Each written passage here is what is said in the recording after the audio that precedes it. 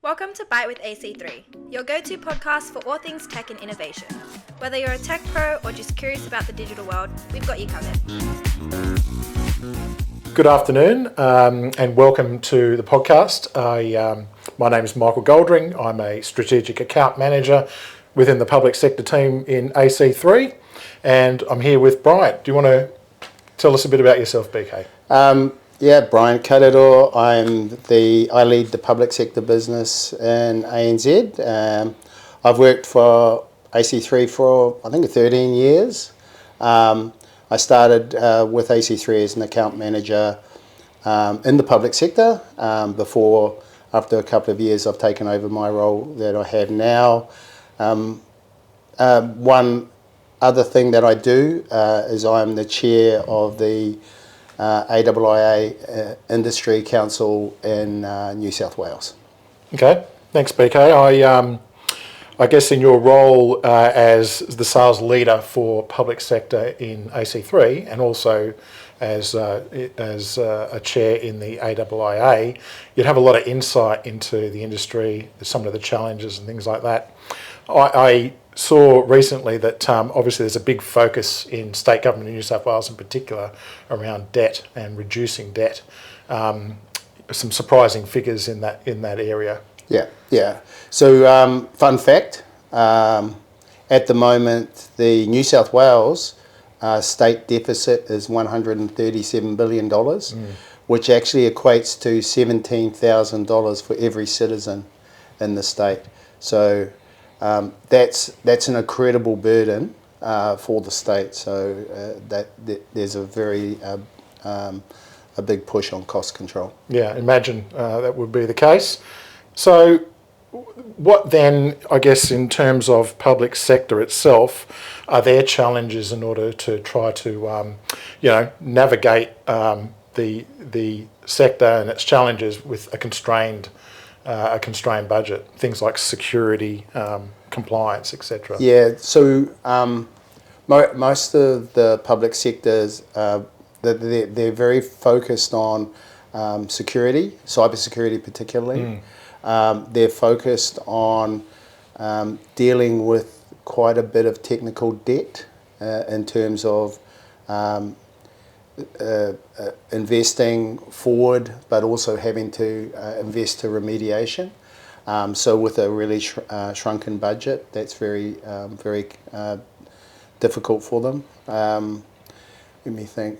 There's also the need for competition and lowering cost for the public sector. So those are sort of some of the key elements. Yeah, I think also what I've seen is they're a large organisation. These are even in terms of the global size of these public offices and agencies. Yeah. So about 140,000 people work for the New South Wales state government. It's one of the largest employers in the Southern Hemisphere, and with that comes very massive IT systems, and now that drives complexity and scale, and it's quite unique to the state, and that's all state governments are very much similar. Yeah. What about the commercial aspects? I mean, this is public money that is being spent. Yeah. What are your observations and reflections in terms of how we? Yeah. Well, you got to remember with public sector, what we're dealing with is we're dealing with citizens. In essence, we're providing beneficial outcomes to citizens. Part of that obligation is to be very frugal and discerning about looking after that money, because that's it's mine, yours, taxes. That's right. So that's very key to understand that. Relationships. Do you think the relationships in public sector are different to what we see in other industries? Yeah, a little bit because of the constraints of how those relationships. There's actually a required model for managing those relationships because of the public funds that they're responsible with. So you have to understand how those relationships work, and also the main thing is you've got to be continually delivering outcomes, positive outcomes, and not relying upon, be it friendships and etc. It doesn't really work in public sector. Yeah, absolutely. I mean, obviously, contracts are only 5 years in certainly in New South Wales. So you're constantly being tested to make sure you're on point. Yeah. Very unique about the public sector is they're continually regenerating contracts. So it's very unusual for any managed service provider to have a contract longer than 5 years before it's republished to market, which is sort of cool. Yeah. It's cool. Okay, so just moving on from, I guess, the industry and the sector in particular into AC3's view, and probably in terms of what we do to specialise in that industry within AC3. Yeah, so we've been very conscious of delivering services that are consumable, right, by the public sector customers. So that's a focus on subscription services, and then delivering those in a way that that supports those customers. Yeah. Yeah, you're right. It's not like we're coming in to do one thing and we're away. We're definitely becoming intimate with the customer and their challenges by every day engaging with them on delivering those services in a subscription basis. So yeah, you're absolutely right. And taking a real customer centric focus. Yeah.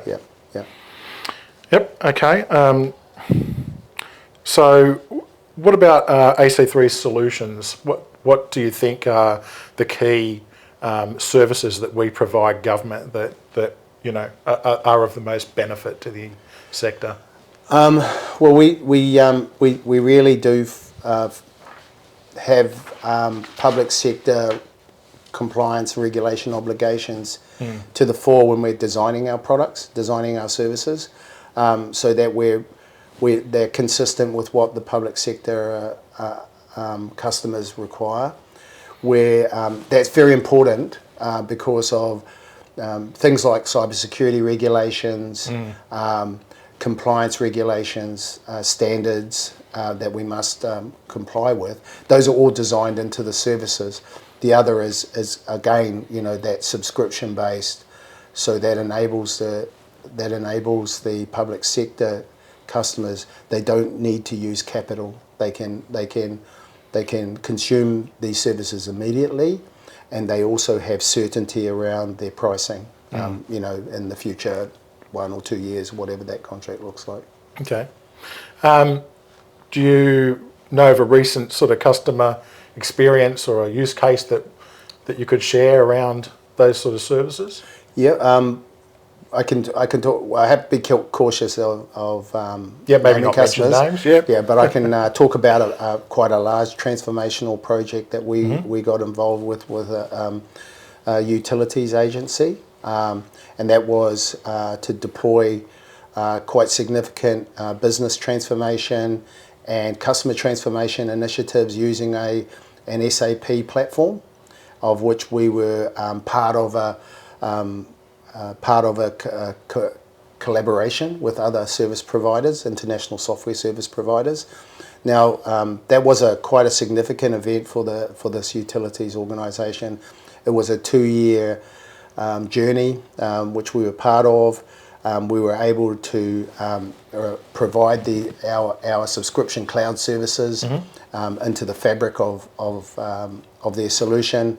And at the outcomes was what was really exciting, that they were able to completely transform their internal processes, business process, saving quite significant costs, which then enabled them to provide improvement in citizen interactions. So through quite a unique portal, and then ultimately drove down the unit price of those services to the citizens. So, we were pretty proud of that, and part of our contribution was to lower prices to thousands or millions of citizens. So. Yeah, okay. So that was really a win-win, one of those genuine win-win scenarios, right? Yeah, we need to be very conscious of that in terms of what we're providing.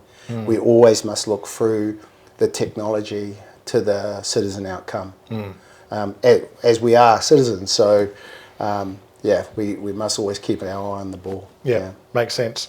I think one thing you highlighted there is that even though AC3 have a very strong capability, we partner well. Yes. Let's tell us about those partnerships that we have in public sector that are probably of most value. Maybe they're Microsoft, ServiceNow, or etc. Yeah, we at AC3 we have a set of what we term to be strategic partners. And those partners are key providers of integrated services. There's one is obviously a ServiceNow, which is a very, very appealing. I'd call it a customer management sort of platform. It used to be an ITSM, but it's much more expensive than that. ServiceNow is one of our partners. Obviously AWS, where we provide cloud services based on the AWS platform, similar to Microsoft with Azure, the same type of relationship, and also HP for our own private clouds that we've constructed. Yeah. So how do we add value into those partnerships in what you've seen in terms of those sort of well-known vendors? What are the things that you feel AC3 are doing well that are helping add value into those engagements with the public sector in particular? Oh, well, this is actually, it's a very timely question actually, because of our recent acquisition of JDS Software. So that acquisition is slightly changing how we're going to engage with our partners, where we're going to deepen our engagement and really look to become like very highly specialised with our partners, rather than being more of an arm's length resell relationship. We're needing to deepen that relationship, because we think that's where the value for our customers will lie. Depth, not breadth. So, it's really sitting, like we said there in the middle there. To drive the value. Particularly exciting with JDS because they have existing ServiceNow capabilities, of which we complementary tasks, but also they've got observability and Splunk, which has always been something that AC3's really wanted to get I'm really involved excited about that capability coming into our portfolio, and I think the customers are too. So it's going to change. It's really going to change the game for us. So that partner fabric. Okay. Just moving on, I guess, to again, where is public sector going in terms of the industry, the sector itself in terms of trends? Obviously, things like AI are front of mind, automation, digital transformation still, an important element. What are you seeing in that space and priorities, you think? Yeah, priorities very much emerging, tentative start to AI. The government, both state and federal, were quite concerned about how AI would be utilised and deployed because of some security concerns around that. Now that's been regulated. I think it's been regulated. We're seeing a lot more emerging initiatives. So and very soon you'll see some exciting you'll see some exciting news from the New South Wales education sector around the use of AI. On top of that, that's a rebalancing of tech debt. So because of the scale of the government, they've got some very significant applications, and those significant applications have been in place for a long time. So they come with their own challenges. They can't be transformed rapidly, so there's a degree of investment required. Cyber security will still be front of mind in terms of protection of digital assets. Yeah. Okay. And how are we in AC3 responding to those trends and opportunities, I guess? I think we're very committed. So we want to we definitely want to be at the front end of certain technology developments and with our different practices. We come from years of providing quite sort of back office data center technologies and what we sort of term to be digital plumbing. We need to move forward. We need to continue that innovation. Our customers expect it. We want to do it. So continual commitment to innovation is one of, absolutely need to do that. And also we need to continue to deliver to outcomes, especially where it comes, we want to be competitive. So we always want to be competitive because competition fuels, for public sector, fuels value. Competitive environment keeps prices down, keeps outcomes and value high. Yeah, and I think also, I agree, I think the bringing those into subscription type models so they can be easily consumed and their scale and fit for purpose to the public sector. Yeah, for sure.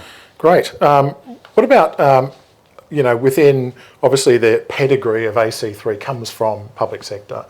Tell me about the culture. Tell me about how our culture aligns with public sector.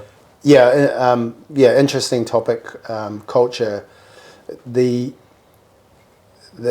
public sector has very has expectations, right? So that they have a way of engaging, which has very high expectations on certain ways of doing business. Yeah. So what we're really good at is we're very dynamic. Our culture is actually very dynamic, and we're able to ensure that what we're doing marries and collaboratively with the expectations of public sector, especially when it comes to delivery, compliance to contract, all of that quite intricate relationships.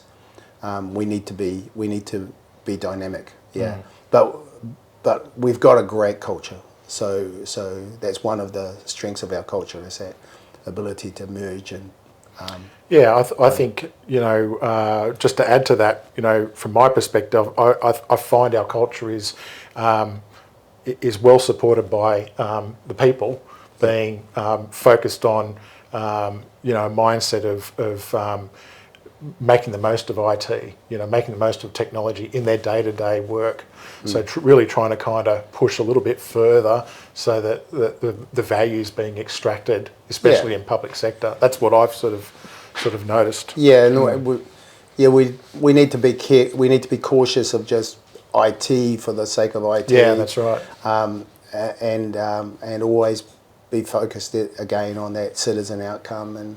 That's what we're very, very good at it. Okay. So just looking to, I guess, wrap this up a little bit. What we've spoken about today is about our background, our history. Being from public sector now, in long-term relationships, it's our primary business within the organisation. We've tailored our products and services to meet those needs, and we have a great roadmap. So, is there anything else? Do you think that, in terms of? I think nothing else, but I think the key points that I'd like to bring to bear is in this public sector ecosystem that we work in. It's so important to be competitive. Be competitive in everything we do.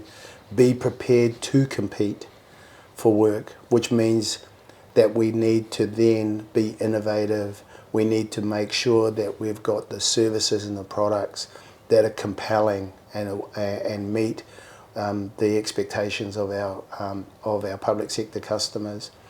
We need to, and then also we need to focus on the understanding of our compliance and regulatory requirements, which is the lifeblood of how they engage how we engage with our customer and how they want to engage with service providers like AC3. Okay, so besides the obvious, ways, what's the best way to find out more information about our products and services and those particular things for public sector? Well, obviously through attached to our website, to our socials, click subscribe, and we've got a very large sales and business development team, and just call us anytime. We'll come and see you. Great. All right. Well, thanks, Briant, for sharing your insights today. I think it's been, for me, a great opportunity to hear from you and to hear those insights. So I hope everybody else got some value out of it. Thanks, Mike. Cheers. Cheers. Thanks for tuning in to Byte with AC3. Don't forget to subscribe for future episodes. We'll keep bringing you valuable insights and stories from the tech world. For more details, visit us at ac3.com.au or ac3.co.nz. Bye-bye!